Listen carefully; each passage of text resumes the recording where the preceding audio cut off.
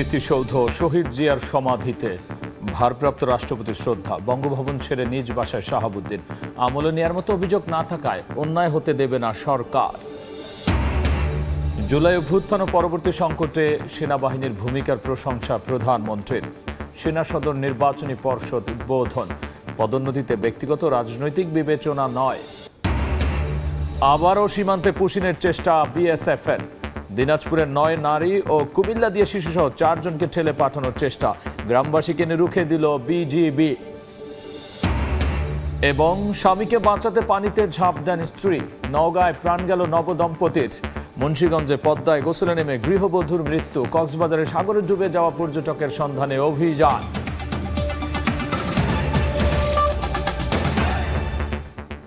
জনপদের সময় সঙ্গে আছি আমি গোলাম রাব্বি। দায়িত্ব নিয়ে প্রথম কর্মদিবসেই জাতীয় স্মৃতিসৌধে মুক্তিযুদ্ধে বীর শহীদদের প্রতি শ্রদ্ধা জানিয়েছেন ভারপ্রাপ্ত রাষ্ট্রপতি হাফিজউদ্দিন আহমদ। এ সময় সশস্ত্র বাহিনীর সদস্যদের সালাম গ্রহণ করেন তিনি।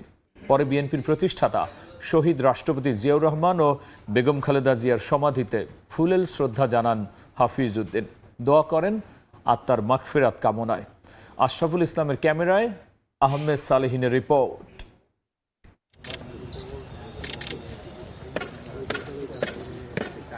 একাত্তরের মহান মুক্তিযুদ্ধে শহীদ বীর যোদ্ধাদের প্রতি আরেক বীর মুক্তিযোদ্ধার শ্রদ্ধা নিবেদন। তবে এবার কোনো রাজনীতিক হিসেবে নয়, ভারপ্রাপ্ত রাষ্ট্রপতির দায়িত্ব নিয়ে সাভারের জাতীয় স্মৃতিসৌধে হাফিজউদ্দিন আহমদ বীর বিক্রম।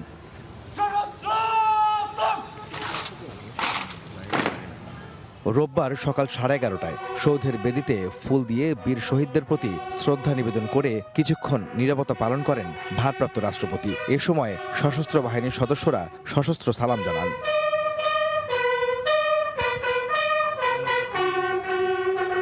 রাষ্ট্রপতির শ্রদ্ধা নিবেদনের সময় সেখানে ছিলেন মুক্তিযুদ্ধ বিষয়ক মন্ত্রণালয়ের প্রতিমন্ত্রী ইশরাক হোসেন ও 3 বাহিনীর ঊর্ধ্বতন কর্মকর্তারা।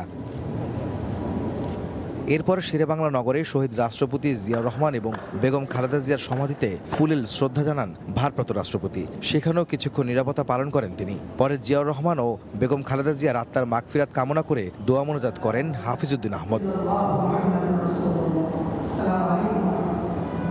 24 জুলাই অসুস্থতার কারণে পদত্যাগ করেন দেশের 22তম রাষ্ট্রপতি মোহাম্মদ শাহাবুদ্দিন। সংবিধান অনুযায়ী 90 দিনের মধ্যে সংসদ সদস্যদের মাধ্যমে নির্বাচিত হবেন নতুন রাষ্ট্রপতি। আর পরবর্তী রাষ্ট্রপতি নির্বাচিত না হওয়া পর্যন্ত সাংবিধানিকভাবে বর্তমানে ভারপ্রাপ্ত রাষ্ট্রপতির দায়িত্ব গ্রহণ করেন জাতীয় সংসদের স্পিকার হাফিজউদ্দিন আহমদ। আহমেদ সালেহিন, সময় সংবাদ, সাভার। এদিকে বঙ্গভবন ছেড়ে গুলশানের বাসায় উঠেছেন মোহাম্মদ শাহাবুদ্দিন। 3 বছর 3 মাস রাষ্ট্রপতির দায়িত্ব পালনের আগে গুলশান 1-এর গ্রিন ভিলা নামের এই বাড়িতেই পরিবার নিয়ে বসবাস করতেন তিনি। এর আগে পুলিশ সহ আইন শৃঙ্খলা বাহিনীর সদস্যরা বাড়িটি পরিদর্শন করেন। রোববার বেলা 2:24 দিনভর অপেক্ষা শেষে বঙ্গভবন থেকে 3 বছর 3 মাস পরে বের হলেন রাষ্ট্রপতির পদ ত্যাগ করা মোহাম্মদ শাহাবুদ্দিন। রাষ্ট্রীয় নিরাপত্তা বলয়ে প্রায় আধা ঘন্টা পর গুলশান 1-এর 123 নম্বর রোডের গ্রিন ভিলায় নিজ বাসভবনে প্রবেশ করেন তিনি। রাষ্ট্রপতি হওয়ার আগে এই বাড়িটিতেই বসবাস করেছেন মোহাম্মদ শাহাবুদ্দিন। 2023 সালের 24 এপ্রিল বাংলাদেশের 22তম রাষ্ট্রপতি হিসেবে শপথ গ্রহণ করেন মোহাম্মদ শাহাবুদ্দিন। যদিও রাষ্ট্রপতি হিসেবে তার নাম ঘোষণার সঙ্গে সঙ্গে আইনি দিক থেকে শুরু হয় বিতর্ক। দুর্নীতি দমন কমিশনের সাবেক কমিশনার হিসেবে মোহাম্মদ শাহাবুদ্দিন সংস্থাটির বিধান অনুযায়ী রাষ্ট্রের কোনো লাভজনক পদে নিয়োগ লাভের যোগ্য নন বলে দাবি করা হয়। তার নিয়োগের বৈধতা চ্যালেঞ্জ করে হাইকোর্টে 2টি রিট হয়, যা 2023 সালের মার্চে আদালত খারিজ করে দেন। প্রধান উপদেষ্টা পদে রাষ্ট্রপতি হিসেবে 3 বছরের বেশি সময় দায়িত্ব পালনকালে আওয়ামী লীগ অন্তর্বর্তী এবং বিএনপি সরকারের মন্ত্রিপরিষদও তার কাছে শপথ গ্রহণ করেন। ত্রয়োদশ সংসদ নির্বাচনের পর তিনি পদে বহাল থাকবেন কিনা তা নিয়ে প্রশ্ন ও গুঞ্জন তৈরি হয়। অবশেষে বিএনপি সরকার ক্ষমতা গ্রহণের 5.5 মাস পর মোহাম্মদ শাহাবুদ্দিন তার পদত্যাগের চূড়ান্ত সিদ্ধান্ত নেন। 24 জুলাই আনুষ্ঠানিকভাবে স্পিকার হাফিজউদ্দিন আহমদের কাছে পদত্যাগপত্র জমা দেন মোহাম্মদ শাহাবুদ্দিন। মেয়াদ শেষ হওয়ার 21 মাস আগেই শেষ হয় দেশের 22তম রাষ্ট্রপতির দায়িত্বভার। মুরসালিন হক জুনায়েদ, সময় সংবাদ, ঢাকা। সাবেক রাষ্ট্রপতি হিসেবে মোহাম্মদ শাহাবুদ্দিন আইন অনুযায়ী সব সুযোগ সুবিধা পাবেন বলে জানিয়েছেন স্বরাষ্ট্রমন্ত্রী। তিনি বিধিবিধান অনুযায়ী দায়িত্ব পালন করেছেন জানিয়ে স্বরাষ্ট্রমন্ত্রী বলেছেন, কেউ কেউ সাবেক রাষ্ট্রপতির বিরুদ্ধে অভিযোগ তুলে বিচারের দাবি জানালেও এগুলো আমলে নেয়ার মতো নয়। কেউ অন্যায়ের শিকার হোক, সরকার সেটি চায় না বলে জানিয়েছেন আইনমন্ত্রী। অসুস্থতার কারণ দেখিয়ে শুক্রবার রাষ্ট্রপতির পদ থেকে পদত্যাগ করেন মোহাম্মদ শাহাবুদ্দিন। তার পদত্যাগের পরপরই বিভিন্ন রাজনৈতিক দল, বিশেষ করে বিরোধী দলগুলোর পক্ষ থেকে গ্রেপ্তার করে তাকে বিচারের আওতায় আনার দাবি তোলা হয়। এছাড়া চিকিৎসার জন্য বিদেশে গিয়ে তিনি শেখ হাসিনার সঙ্গে টেলিফোনে কথা বলেছেন বলে অভিযোগ তোলে বিভিন্ন সংগঠন। রোববার সচিবালয়ে পুলিশ সদস্যদের পুরস্কার প্রদান অনুষ্ঠানে এ বিষয়ে সাংবাদিকদের প্রশ্নের জবাব দেন স্বরাষ্ট্রমন্ত্রী সালাউদ্দিন আহমদ। এখানে কর্তব্যরত পুলিশ সদস্য এক প্রশ্নের জবাবে স্বরাষ্ট্রমন্ত্রী বলেন, সদ্য পদত্যাগ করা রাষ্ট্রপতি অন্তর্বর্তী সরকারের পুরো সময়ে সাংবিধানিকভাবে দায়িত্ব পালন করেছেন। বর্তমান সরকারও পেয়েছে রাষ্ট্রপতির সহযোগিতা। তার বিরুদ্ধে অভিযোগ তুলে কেউ কেউ ব্যবস্থা নেয়ার দাবি জানালেও বিষয়টি আমলে নেয়ার মতো নয় বলে মন্তব্য করেন মন্ত্রী। তিনি সাংবিধানিকভাবে দায়িত্ব পালন করেছেন। আমরা মাননীয় রাষ্ট্রপতির সহযোগিতা পেয়েছি। সেই সময়টায় সংবিধান অনুসারে ফৌজদারি অপরাধ ইত্যাদির বিষয়ে কোনো আদালতে মামলা করা যায় না। বিরোধী দলের পক্ষ থেকে এনসিপি এবং অন্যান্যরা তার বিরুদ্ধে কিছু অভিযোগ উত্থাপন করছে। সেটা করতে পারে, কিন্তু আমরা আমলে নেওয়ার মতো কোনো বক্তব্য ওখানে নাই। আজকালকার ইন্টারনেটের দুনিয়ায় লন্ডন যেয়ে কারোর সাথে কথা বলতে হয় না, তো এটা আমার কাছে অলিক মনে হয়। আরেক প্রশ্নের জবাবে স্বরাষ্ট্রমন্ত্রী জানান, সাবেক রাষ্ট্রপতি হিসেবে মোহাম্মদ শাহাবুদ্দিন আইন অনুযায়ী সব সুযোগ সুবিধা পাবেন। তিনি আইন অনুযায়ী যা সুযোগ পাবেন সেটা অবশ্যই পাবেন, এবং তার প্রোটেকশনের জন্য SSF PGR সহ এটা 6 মাসের একটা বিধান আছে।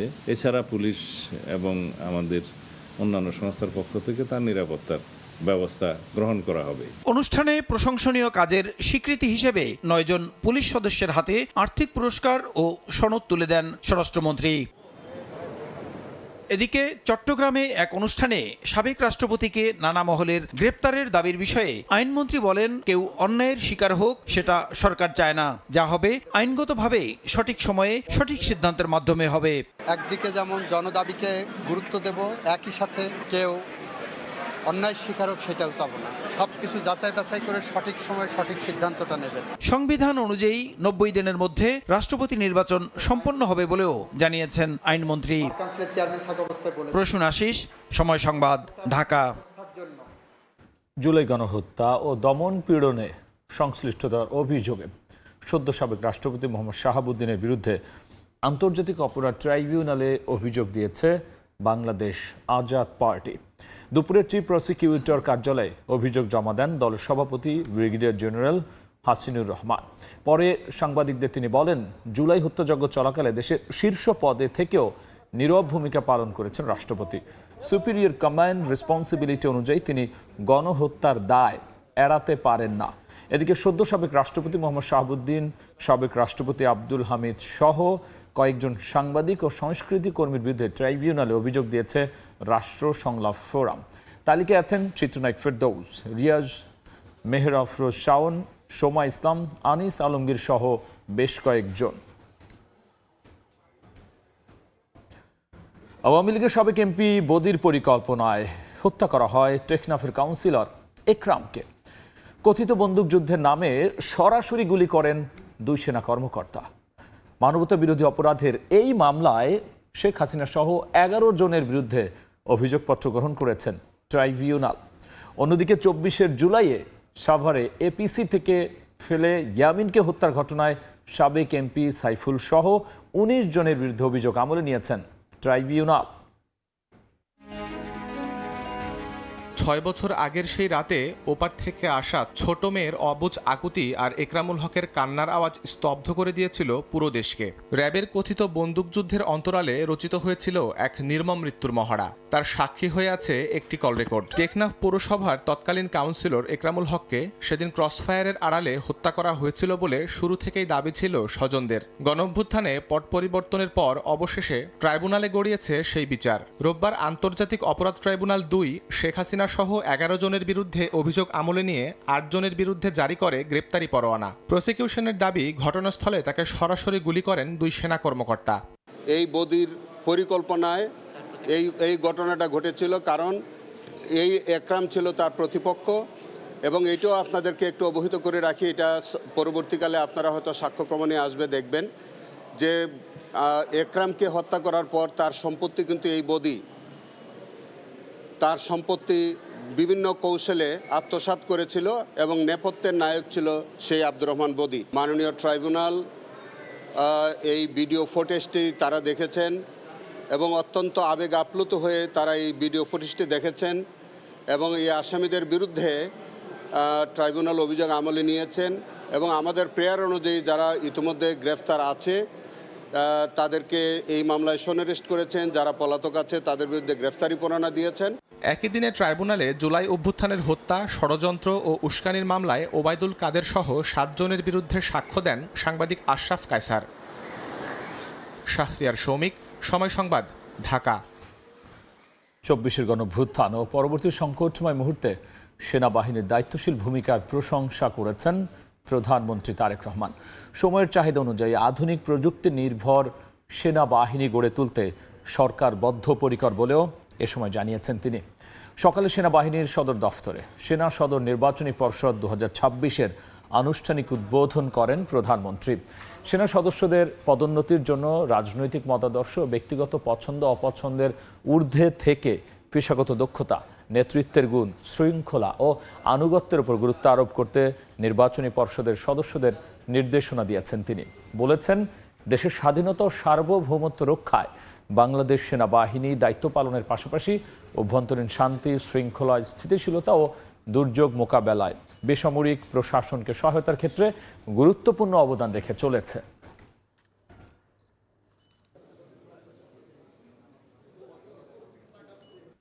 চলতি অর্থ বছরে রফতানি লক্ষ্যমাত্রা $63.40 বিলিয়ন নির্ধারণ করেছে সরকার। এর মধ্যে পণ্য রফতানি থেকে $55.20 বিলিয়ন এবং সেবা খাত থেকে $8.20 বিলিয়ন আয়ের লক্ষ্য ধরা হয়েছে। রফতানি বাজার সম্প্রসারণ, নীতিগত সহায়তা জোরদারের উপর গুরুত্ব দেওয়া হচ্ছে বলে জানিয়েছেন বাণিজ্য মন্ত্রী।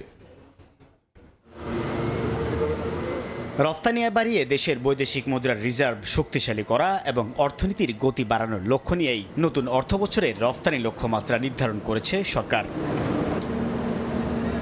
রোববার সচিবালয়ে 2026-27 অর্থবছরের রফতানি লক্ষ্যমাত্রা নির্ধারণ সংক্রান্ত সভা শেষে সাংবাদিকদের এ তথ্য জানান বাণিজ্যমন্ত্রী খন্দকার আব্দুল মুক্তাদির। তিনি জানান, চলতি অর্থবছরের রফতানি লক্ষ্যমাত্রা গত অর্থবছরের তুলনায় প্রায় 15% বেশি। নতুন লক্ষ্যমাত্রা অনুযায়ী পণ্য খাত থেকে $55.20 বিলিয়ন এবং সেবা খাত থেকে $8.20 বিলিয়ন আয় করার পরিকল্পনা নিয়েছে সরকার।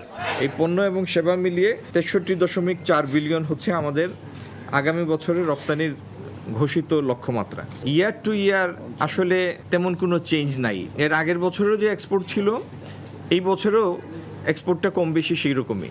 নতুন লক্ষ্যমাত্রা অর্জনে সরকার রফতানি বাজার সম্প্রসারণ, নীতিগত সহায়তা জোরদারের উপর গুরুত্ব দিচ্ছে বলে জানান বাণিজ্যমন্ত্রী।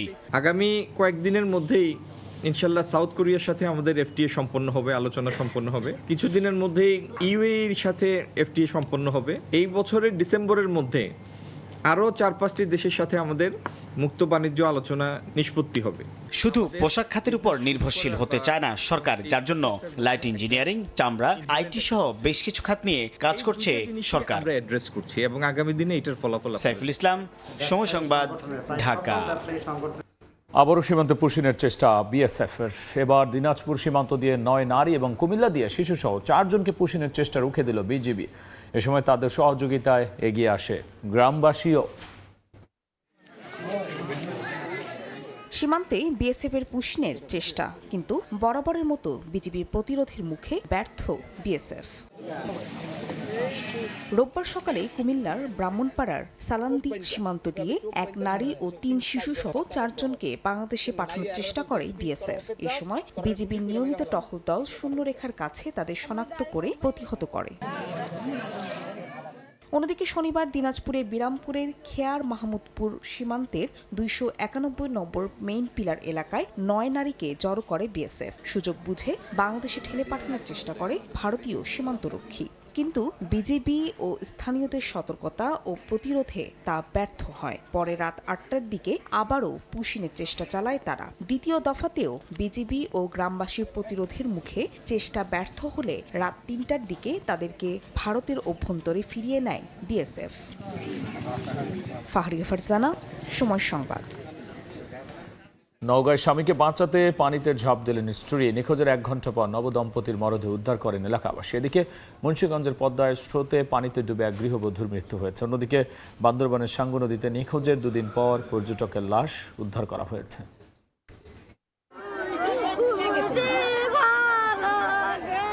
গোসল করতে গিয়ে পানিতে ডুবে নবদম্পতির মর্মান্তিক মৃত্যু।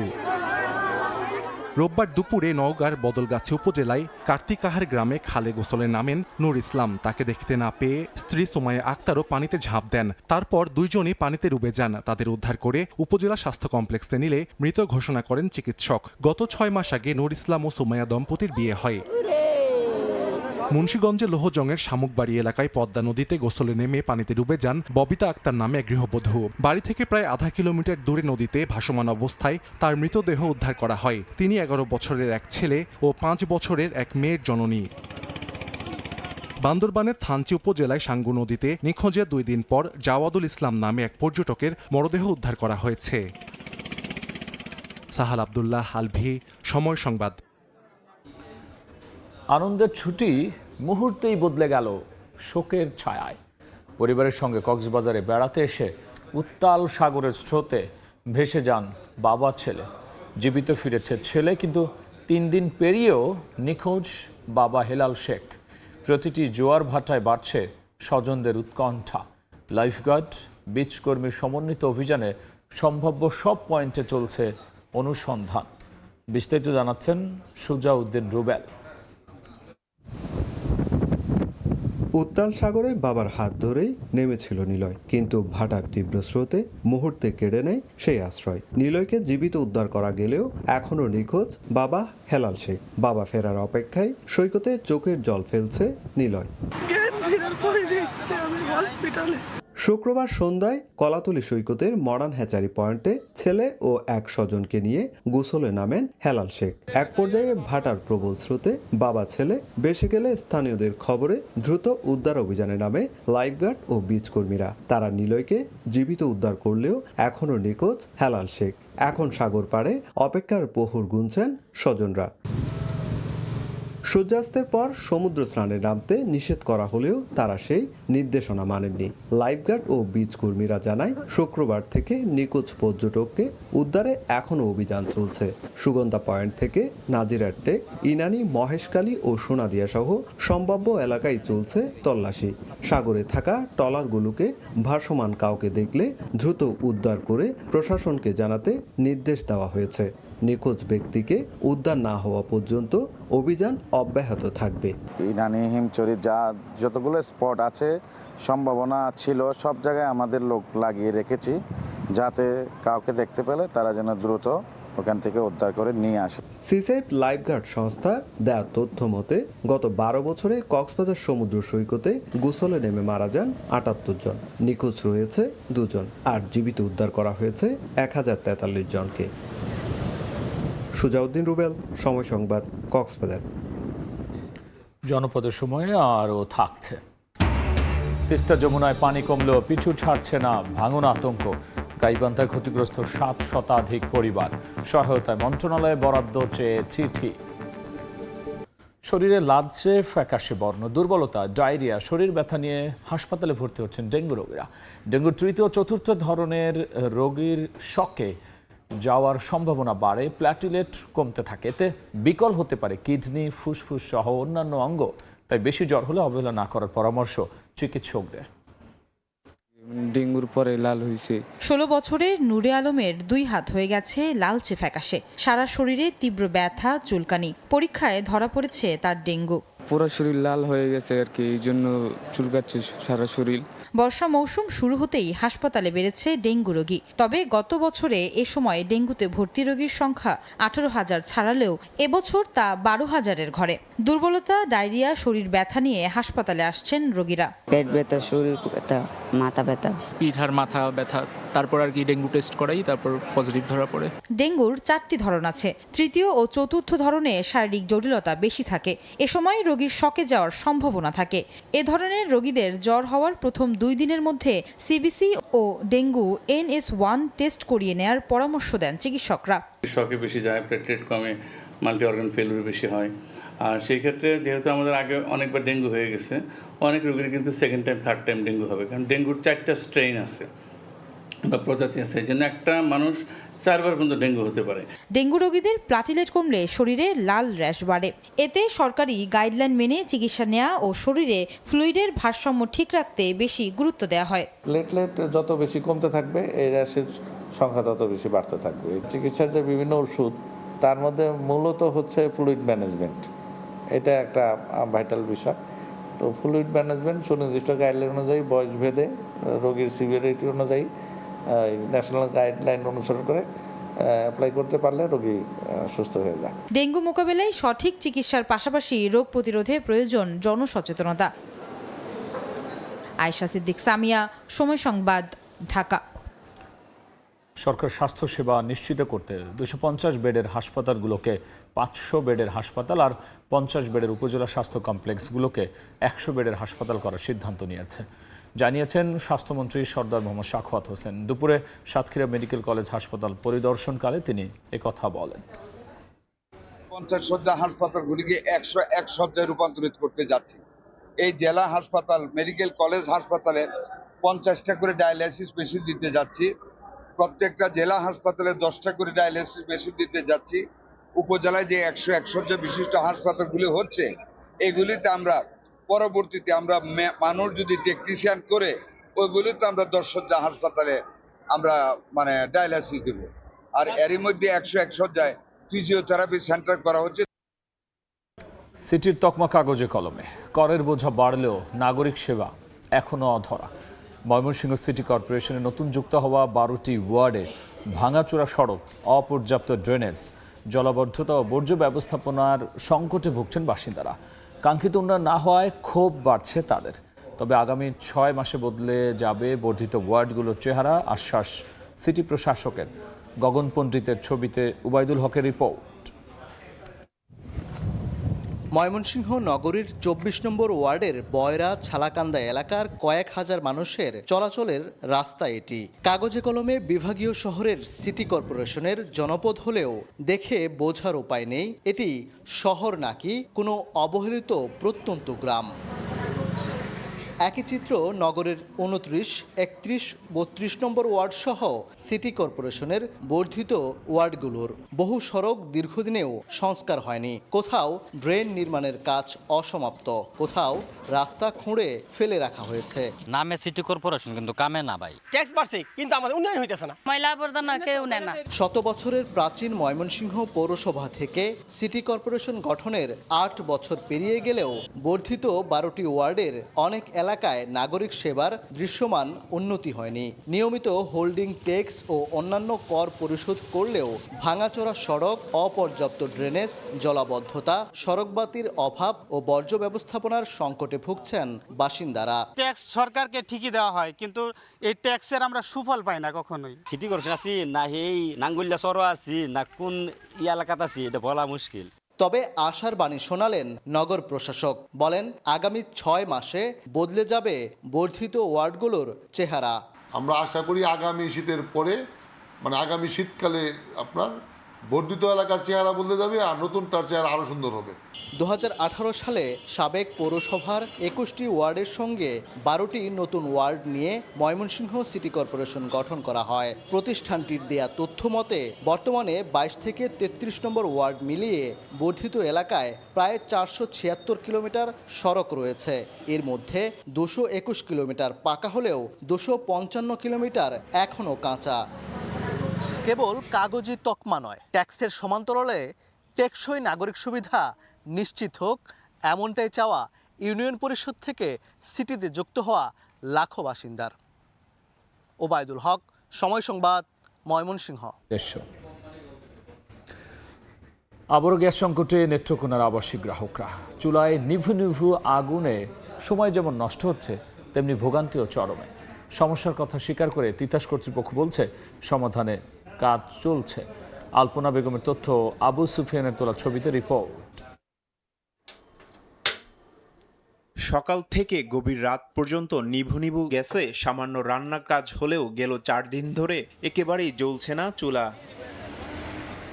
21.02 বর্গ কিলোমিটারের নেত্রকোনা পৌর এলাকায় তিতাস গ্যাসের সামান্য সংকটে চরম ভোগান্তিতে গ্রাহকরা। প্রায় দিনই দুপুরে গ্যাসের চাপ কম থাকায় রান্নাবান্নায় ভোগান্তি পোহাতে হচ্ছে তাদের। অনেকেই বাধ্য হয়ে সিলিন্ডার বা বৈদ্যুতিক চুলা কিনছেন। শুধু বাসাবাড়ি বা হাসপাতাল নয়, এই সংকটে অ্যাম্বুলেন্স চালক সহ রোগীরাও ভোগান্তির শিকার হচ্ছেন। রোগী পরিবহনে বাড়তি টাকা গুনতে হচ্ছে তাদের। গ্যাসের বিলও দিতে হচ্ছে, আবার কারেন্টের বিলও দিতে হচ্ছে, আমাদের ডাবল খরচ যাচ্ছে। বাইরে থেকে খাবার কিনে এনে খাইতেছে, হ্যাঁ, গ্যাসের লাইন পাওয়া যায় না। গ্যাসের অবস্থা যে আমরা গ্যাস পাইতেছি না, সিলিন্ডার দিয়ে আমরা গাড়ি চালাইতেছি। গ্যাস নাই, গ্যাসের পরিস্থিতির লেগে এই অবস্থা। এদিকে তিতাস গ্যাসের উপব্যবস্থাপক জানান, কারিগরির ত্রুটির কারণে সারা দেশেই অল্প চাপ, যার প্রভাব পড়ছে নেত্রকোনায়ও। সারা দেশেই গ্যাসের স্বল্প চাপ, একেবারে স্বল্প চাপ বিরাজ করছে। এর ফলশ্রুতিতে নেত্রকোনাতেও আমাদের বর্তমানে গ্যাসের সরবরাহ একেবারে শূন্যের কোঠায়। আবাসিক গ্রাহক ছাড়াও জেলা শহরে একটি সিএনজি স্টেশন, 24টি বাণিজ্যিক ও 34টি মিটারযুক্ত আবাসিক গ্রাহক রয়েছে। গ্যাস না পেলেও 5600 গ্রাহককে একটি চুলার জন্য দৈনিক 36 টাকা হিসেবে দিনে বিল গুনতে হবে 252 টাকা, 15 দিনে দ্বিগুণ।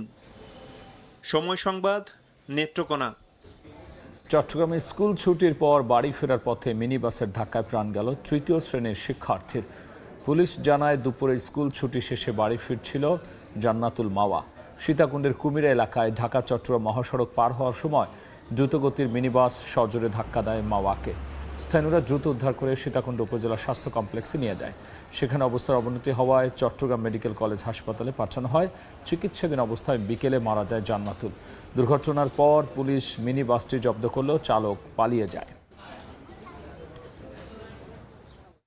সিলেট নগর সড়ক দাপিয়ে বেড়াচ্ছে লাইসেন্স ও ফিটনেসবিহীন লেগুনা। রোড পারমিট কিংবা বৈধ কাগজ ছাড়াই শত শত লেগুনা যাত্রী পরিবহন করছে। অবৈধ স্ট্যান্ড, চাঁদাবাজি আর নজরদারির অভাবে নিয়ন্ত্রণহীন পরিবহন সিন্ডিকেট গড়ে উঠেছে বলে অভিযোগ স্থানীয়দের। অনিয়ম বন্ধে নিয়মিত অভিযান ও আইনগত ব্যবস্থা নেওয়ার কথা বলছে প্রশাসন।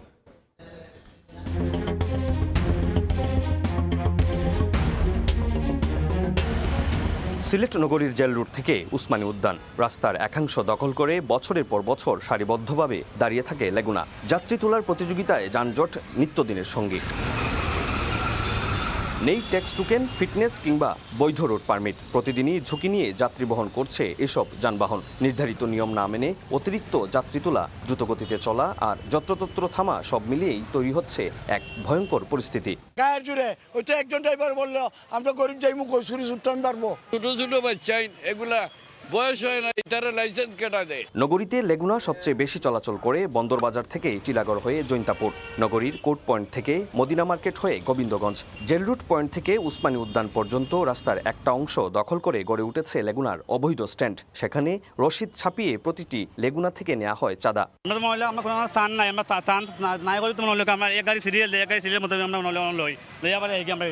সময়ের অনুসন্ধানে উঠে আসে নগরীর Court Point, Jail Route, Boteshwar Bazar, পীরের বাজার, টিলাগড় পয়েন্টে গাড়ি পার্কিং নিষিদ্ধ করে চলছে এই রমরমা চাঁদাবাজি। অথচ তামাবিল শাখা কমিটি থেকে কাগজে কলমে নিষেধাজ্ঞা থাকলেও সেটি মানছে না চালক ও শ্রমিকরা। যদি এগুলাকে এখনই নিয়ন্ত্রণে আনা না যায় তাহলে ভবিষ্যতে কিন্তু আরো ভয়াবহ অবস্থা সিলেটবাসীর জন্য অপেক্ষা করছে। নিরাপদ সড়ক চাই এর তথ্য বলছে গত 2 বছরে সিলেট বিভাগে সড়ক দুর্ঘটনায় নিহত হয়েছেন 739 জন। বিশেষজ্ঞদের মতে অদক্ষ চালক ও ফিটনেসবিহীন যানবাহনের কারণেই বাড়ছে দুর্ঘটনা। শ্রমিকগুলো টেকা দিয়ে আমরা স্থায়ীভাবে লিজ আমরা শ্রমিকগুলো আরাম লিজ দিলে আমরা শ্রমিকেরও উপকার হইব এবং রাস্তারও যানজট বা নিরসনের লাগে সুবিধা। বিআরটিএ ও ট্রাফিক পুলিশ বলছে নিয়মিত অভিযান চালিয়ে আইন অমান্যকারীদের বিরুদ্ধে ব্যবস্থা নেওয়া হচ্ছে। 2-3 বছর যাবৎ সে ফিটনেস বা ট্যাক্স টোকেন আপডেট করছে না, সেক্ষেত্রে আমরা এই গাড়িগুলোকে ডাম্পিংয়ে দিচ্ছি। 18 বছরের নিচে হলে তো সে ড্রাইভিং লাইসেন্স পাবে না, সেই ক্ষেত্রে তার কিন্তু গাড়ি চালানোর এখতিয়ার নেই। তো আমরা সেই ব্যাপারগুলো আমরা নজরদারিতে রেখেছি। বিআরটিএ তথ্য বলছে সিলেট নগরীতে বৈধভাবে নিবন্ধিত লেগুনার সংখ্যা 2104টি। দিনের পর দিন এভাবেই সড়ক দখল করে গড়ে উঠেছে লেগুনার অবৈধ স্ট্যান্ড। তবে প্রশ্ন থেকেই যায়, কোথায় নজরদারি? নগরবাসী বলছে দ্রুত পদক্ষেপ নিলে কমতে পারে জনভোগান্তি। অপু বণিক, সময় সংবাদ, সিলেট। সুন্দরবনের সুরক্ষায় বিশ্ব ব্যাংকের সহায়তায় 4 বছর মেয়াদী প্রকল্প হাতে নিয়েছে বন বিভাগ। খুলনা বন বিভাগের প্রকল্পের বিস্তারিত নিয়ে পরিবেশ, বন ও জলবায়ু পরিবর্তন মন্ত্রণালয়ের সঙ্গে বৈঠক করেছে বিশ্ব ব্যাংকের প্রতিনিধি দল। Climate resilient project of Sundarban নামে নতুন এই প্রকল্পে সুন্দরবন উপকূল ঘেঁষা মানুষের জীবনমান উন্নয়ন, বনের উপর নির্ভরশীলতা কমানো, জীববৈচিত্র্য রক্ষা, মানুষ বাঘ দ্বন্দ্ব কমিয়ে আনা সহ বিভিন্ন বিষয়ে গুরুত্ব পাবে। $60 মিলিয়ন এই প্রকল্পটি বাস্তবায়নে সহায়তা করবে কয়েকটি সংস্থা। প্রকল্পটি নিয়ে আশাবাদ ব্যক্ত করে পরিবেশ, বন ও জলবায়ু পরিবর্তন প্রতিমন্ত্রী বলেন, 4টি ধাপে নিশ্চিত করা হবে প্রকল্পের স্বচ্ছতা। তারা চাচ্ছে এই ইকোসিস্টেমটাকে রিস্টোর করার জন্য, নেচার বেস যে অ্যাডাপ্টেশন সেটাকে তারা ফিক্স করার জন্য, বা এখানকার লাইভলিহুডকে তারা অ্যাড্রেস করতে চাচ্ছে, এখানকার কমিউনিকেশন তারা অ্যাড্রেস করতে চাচ্ছে।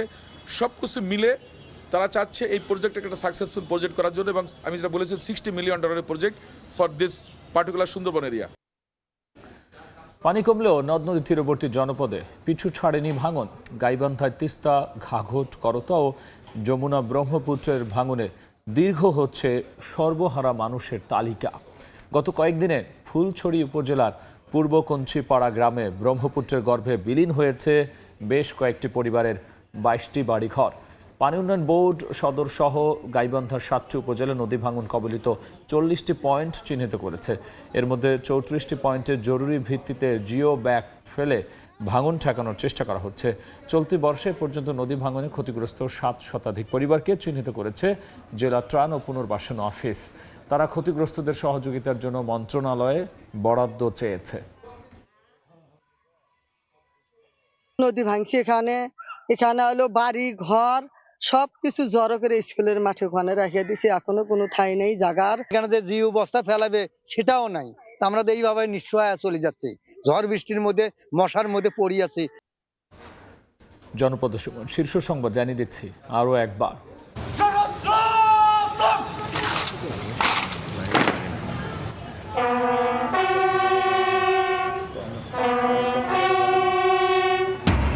স্মৃতিসৌধ শহীদ জিয়ার সমাধিতে ভারপ্রাপ্ত রাষ্ট্রপতির শ্রদ্ধা।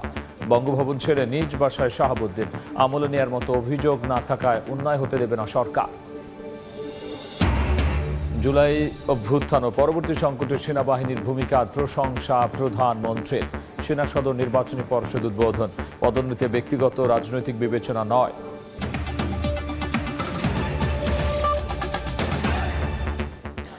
এই ছিল জনপদের সময়। এরপর রাতের সময় নিয়ে আবারও আসছি কিছুক্ষণ পর। সঙ্গেই থাকুন সময়।